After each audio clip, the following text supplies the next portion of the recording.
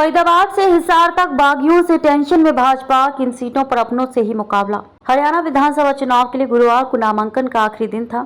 भाजपा ने आखिरी दिन महेंद्रगढ़ विधानसभा सीट पर रामविलास शर्मा को नामांकन वापस लेने के लिए राजी कर लिया। रामविलास शर्मा ने बेहद भावुक माहौल में नामांकन वापस लेने का ऐलान किया और कहा कि मेरी जिंदगी के 10 या 15 साल ही बचे हैं।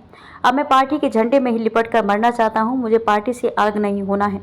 लेकिन रामविलास शर्मा के अलावा भाजपा किसी अन्य नेता को साथ नहीं सकी। सोनीपत, पानीपत से लेकर हिसार और फरीदाबाद तक में भाजपा को बगावत का सामना करना पड़ रहा है। इन सभी सीटों पर बागी मुकाबले में बने रहने पर कायम है। इन नेताओं में देश की सबसे अमीर महिला सावित्री जिंदल भी शामिल है। वह हिसार सीट से मैदान में उतरी हैं और भाजपा के कमल गुप्ता की टेंशन बढ़ा रही हैं। इसके अलावा सोनीपत में पूर्व मंत्री कविता जैन चुनाव में उतरी हैं। अटेली विधानसभा सीट पर भी भाजपा के लिए चुनौती खड़ी हो गई है, जहां संतोष यादव बागी होकर उतरे हैं। वह प्रदेश भाजपा के उपाध्यक्ष भी। उनके अलावा पानीपत से हिमांशु शर्मा, महम सीट पर शमशेर खरखरा जैसे नेता भी भाजपा के लिए मुश्किलें पैदा कर रहे हैं।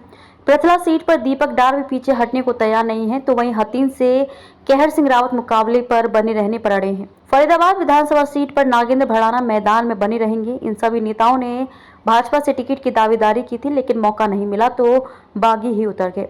हरियाणा में 5 अक्टूबर को मतदान होना है। इस तरह महज 21 दिन ही चुनाव में बचे हैं और भाजपा को कांग्रेस के मुकाबले के अलावा अपने बागियों से भी निपटना होगा। फिलहाल भाजपा सूत्रों का कहना है कि 16 सितंबर नामांकन वापसी का आखिरी दिन है और भाजपा कोशिश में है कि रामविलास शर्मा की तरह ही कुछ और बागियों को मना लिया जाए। भाजपा को सिरसा में भी मुश्किल हो सकती है। यहाँ भाजपा ने गोपाल कांडा की हरियाणा लोकहित पार्टी को साथ नहीं लिया और अब वे इंडियन नेशनल लोकदल के साथ चले गए हैं।